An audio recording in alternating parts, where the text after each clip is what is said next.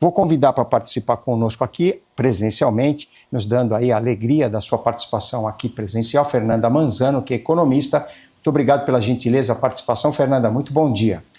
Bom dia, Francisco. Obrigada mais uma vez pelo convite.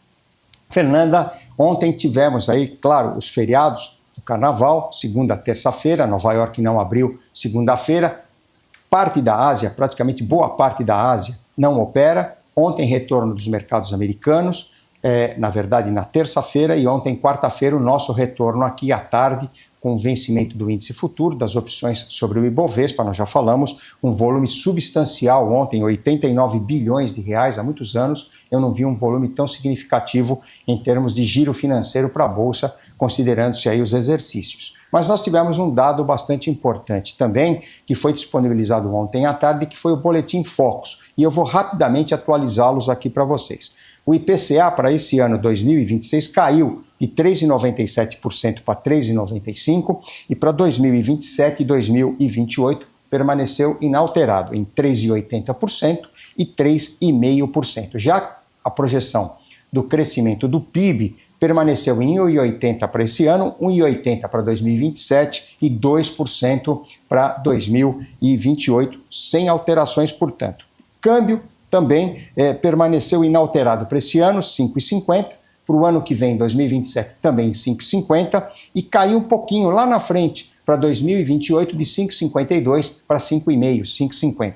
Já a Selic, sem alterações dos últimos movimentos, das últimas pesquisas, 12,25% para esse ano, 10,5% para 2027 e 10% para 2028, sem alterações. Um Boletim Focus praticamente muito próximo dos números da semana passada, com alteração pequena para o IPCA desse ano, 3,97, 3,95, e para o câmbio lá no final de 2028, 5,52, 5,50. Fernanda, como é que você viu essa leitura do Focus aí de ontem? Por favor.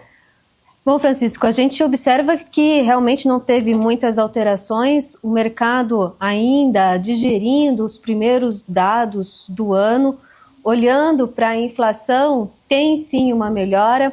Isso responde ao que a gente já tem observado num processo desinflacionário, falando principalmente de grupos como alimentação, assim como também energia. E um outro fator que também ajuda nesse cenário melhor para a inflação são os dados aí que a gente tem observado do câmbio. Então, um câmbio ainda comportado, a gente observa aí recentemente, a gente observou recentemente que houve uma volatilidade muito explicado pelo setor externo. A gente observa aí, ontem teve a ata do FONC, que é o Comitê de Política Monetária do Banco Central dos Estados Unidos, então isso mexe câmbio sim, mas as expectativas realmente seguem aí de um processo desinflacionário e isso corresponde ao cenário aí de início de corte de juros já nesse ano, possivelmente na próxima reunião que acontece em março. Olhando para a atividade econômica, nós observamos um crescimento, a expectativa é de crescimento econômico, entretanto, um crescimento menor comparativamente a 2025. Isso é justificado devido à alta de juros, ou seja, uma política monetária restritiva que atinge atividades econômicas aqui no Brasil, como a indústria, serviços, vendas no varejo, e isso, sem dúvida, aí já tem apresentado nos dados que a gente vê, os dados de alta frequência, como de serviços, indústrias, dentre outros. Então, a expectativa ainda é de crescimento, porém menor. Com isso, corrobora com o cenário que o mercado hoje espera de uma Selic ainda em 2 dígitos até o fim de 2026.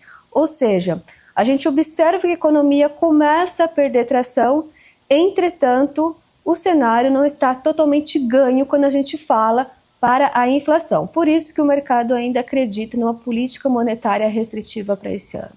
Pois é, e completando aqui sua informação, Fernanda, IBC/BR, que é o Índice de Atividade Econômica do Banco Central, que acabou de ser disponibilizado pelo Banco Central, ele caiu 0,20%, ante uma alta de 0,68% no mês anterior, no mês de novembro. havia um certo consenso, uma certa expectativa de um corte maior, de uma desaceleração maior, de 0,4 a 0,50, 0,4, 0,5, 0,40, 0,50, a expectativa, o consenso seria de uma queda, de uma desaceleração um pouquinho maior. A desaceleração foi de 0,2, considerando-se que nós tivemos recentemente quedas nos serviços, no varejo e na produção industrial também, Fernanda. Exatamente. Então, o dado do IBC-BR, que é uma proxy para o PIB, então esse é um dado que é divulgado mensalmente aí pelo Banco Central, ou seja, ele já antecipa o que a gente pode esperar do último trimestre do PIB, que é divulgado pelo IBGE. Então, realmente, isso já aí ancora que as expectativas de uma desaceleração econômica no Brasil. Ou seja, a gente viu principalmente o setor da indústria. A indústria, ela é muito correlacionada à taxa de juros. Taxa de juros maior, a indústria realmente sente, o capital fica mais caro. Então, a gente provavelmente aí espera uma indústria estagnada quando a gente olha para 2025 comparativamente a 2024. Ou seja, o último trimestre, possivelmente, a gente vai ver a economia estagnada. Isso é resultado da política econômica, da política monetária do Banco Central, mais restritiva, já atingindo a economia no último trimestre. Ainda que o mercado esperava uma queda ainda maior do IBC-BR, aí uma queda em torno de 0,4%, veio 0,2%. Bom, há uma diferença sim, mas o que a gente tem que ver é que realmente a economia está desacelerando nesse último trimestre. E isso é resposta direta à política econômica de juros mais altos do Banco Central. Pois é, vamos dar uma observada, vamos dar uma olhadinha. Como é que está a abertura aqui do nosso mercado? Olha lá, o índice futuro para abril já, que é o mês agora de negociação, sobe 0,12% a 190.350 pontos, 380. O câmbio sobe 0,24% a 5,261, acima de R$ 5,26, 0,24 de alta. E os juros respondendo aí ao que a Fernanda acabou de falar, a divulgação do IBC/BR. Toda a curva de juros a partir do janeiro 27 até o janeiro 35, vértice mais longo da curva de juros a termo, os juros vão operando em alta, 27, 28, 29, 30, 31, 33, 34, janeiro 35, todos em alta, alta no dólar, alta no índice futuro. Portanto, nesse momento é um cenário de pré-abertura, abertura aqui dos nossos mercados. O índice sobe, dólar sobe, mercado à vista, mercado futuro, e a curva de juros respondendo nesse momento aí, alta dos juros, queda do preço dos títulos. Vocês já sabem, quando sobem os juros, caem os PUs, ou seja, o preço unitário, caem os preços dos títulos. Falando um pouquinho também desses dados indicadores, Fernanda, nós tivemos aí dados importantes que já foram divulgados hoje pela manhã, antes do IBC/BR. É bom repassá-los aqui. O IPC da FIP, que mede a inflação aqui na cidade de São Paulo, divulgou a segunda quadricemana agora de fevereiro e ele subiu 0,22%, segunda quadricemana agora de fevereiro. Já o IPCS da Fundação Getúlio Vargas apresentou uma alta de 0,45%, somando-se aí 3,84% nos últimos 12 meses. Portanto, alta na segunda quadricemana do IPCS e alta também na segunda quadricemana do IPC da FIP. Por outro lado, o IGPM, que é um indicador da Fundação Getúlio Vargas, que é amplamente utilizado para a correção dos aluguéis, deu deflação, caiu 0,70% na primeira prévia de fevereiro. Fernanda, mais dados, somando-se agora aí a queda aí do IBC/BR. Perfeito. O que a gente observa, dados olhando para a inflação ao consumidor, algumas pressões advindas de energia e também de educação.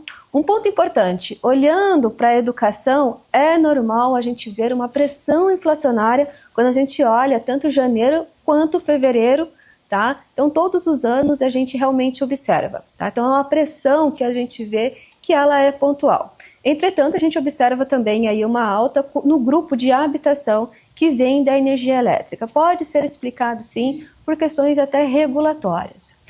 Quando a gente olha para o IGPM, é o contrário. O IGPM ele é muito influenciado pelo câmbio e também por preços ao produtor, ou seja, de insumos. Quando a gente observa que commodities têm aí perdido um pouco de espaço, eu quero dizer que tem diminuído o preço, isso influencia diretamente quando a gente olha para o IGPM. Bom, qual que é a balança disso? Olhando para o produtor, a gente observa que não tem pressões inflacionárias. Logo, em alguns meses, essas não pressões, ou seja, a gente não tem essa pressão e isso não vai ser repassado para o consumidor. Mas quando eu olho aqui para o consumidor, para essa inflação de demanda que na economia a gente chama, a gente ainda vê pressões inflacionárias. O Banco Central vai fazer um balanço, tá, dessa oferta e também aqui dessa demanda.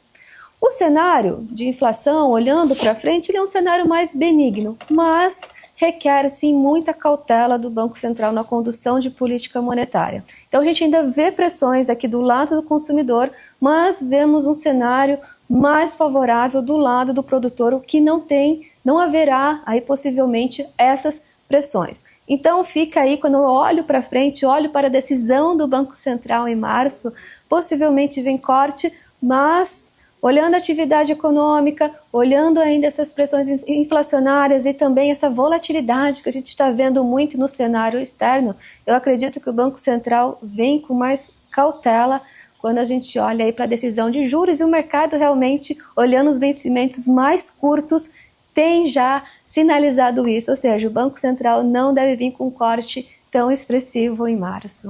Pois é, as opiniões estão divididas, viu, Fernanda? Inclusive, ontem nós tivemos, você deve ter acompanhado também, veja que não é só aqui. Nos Estados Unidos também temos reunião de política monetária o mês que vem e os dirigentes do Banco Central dos Estados Unidos, pelo menos segundo a leitura da ata do FONC, que foi disponibilizada ontem à tarde, da última reunião que foi realizada agora em janeiro. A reunião foi realizada nos dias 27 de janeiro, 28 de janeiro, manutenção das taxas. De qualquer forma, tem também uma cautela, na verdade, os dirigentes do Banco Central americano mostrando-se cautelosos em relação aos próximos movimentos, muito por conta dos dados que ainda serão divulgados. Nós tivemos aí os dados do mercado de trabalho chamados mistos, com a ADP vindo mais fraca, o JOLTS mais fraco, mas o payroll veio mais forte com a criação de vagas e a queda 4,1% na taxa de desemprego. Por outro lado, CPI benigno, tivemos inflação em queda na base mensal e na base mensal anualizada,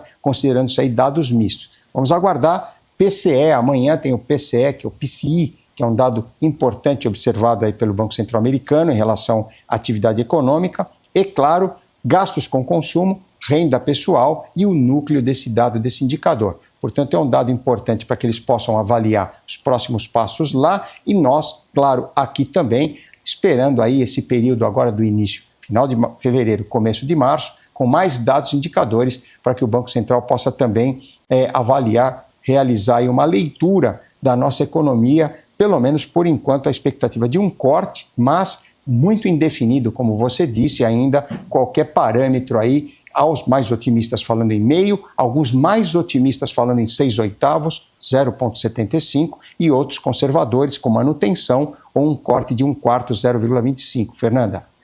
Exatamente. Então, olhando para o lado internacional, olhando para os Estados Unidos, realmente a gente vê aí uma certa cautela, olhando aí para a decisão de corte de juros. Pode ser que fique para junho o corte de juros nos Estados Unidos. E isso influencia diretamente a nossa economia e principalmente a decisão do Banco Central aqui do Brasil. Ou seja, se a gente realmente observa um corte mais forte, uma antecipação agora já para esse trimestre do corte de juros dos Estados Unidos, pode sim abrir espaço para que o Banco Central aqui venha com um corte de 0,75. Não é esse o cenário base nesse exato momento. A gente vê dados aí do payroll realmente mais fortes que o esperado. Amanhã esse dado super importante, teremos também aí logo o dado do PIB dos Estados Unidos e a gente ainda observa que o motor da economia americana é o setor de serviços e isso tem pressionado a demanda e consequentemente a inflação de serviços. É um cenário, quando eu olho, um cenário internacional que realmente, olhando pelo lado da oferta do produtor, nós temos menores pressões inflacionárias. Mas olhando para o lado do consumidor, não é isso que a gente vê. Então o Banco Central dos Estados Unidos deve ter mais cautela, assim, aí nos próximos passos, e isso formaliza, ou seja, fortalece a tese que aqui a gente deve vir com corte, mas com muita cautela, para que isso também não afete o câmbio. Pois, se a gente realmente vem com corte mais forte, o que não é o cenário, isso pode refletir num câmbio mais depreciado e, consequentemente, na inflação. Então, o cenário base hoje realmente é olhar a economia americana. Cada dado que tem saído vai influenciar diretamente aí os próximos passos do Banco Central americano, e isso, sem dúvida, influencia aqui a gente também. Por enquanto, o cenário base é de cautela. Aqui no Brasil, de cortes ainda, o primeiro corte em 0,50, e nos Estados Unidos, o cenário base é que esse corte comece no segundo trimestre deste ano. Perfeito, Fernanda. Queria agradecer demais aí a sua gentileza, a sua participação. Muito obrigado por estar aqui conosco. O papo sempre muito bom, suas colocações foram muito importantes. Inclusive, você fez menção a um dado muito importante lá nos Estados Unidos, que é observado pelos dirigentes do Banco Central americano, que é o fator serviços. A inflação de serviços lá não cai, ela está resiliente, firme, ao contrário do produtor e de outros setores, outros segmentos, onde nota-se, claro, uma desinflação, mas uma melhora, mas a parte de serviços ainda está bem complicada. Muito obrigado pela gentileza, participação. Se você quiser deixar algum contato seu também, sempre muito bom. Muito obrigado, viu, Fernanda? Obrigada, Francisco. Obrigada, BMC News, mais uma vez pelo convite, e estou sempre aqui à disposição. Obrigada.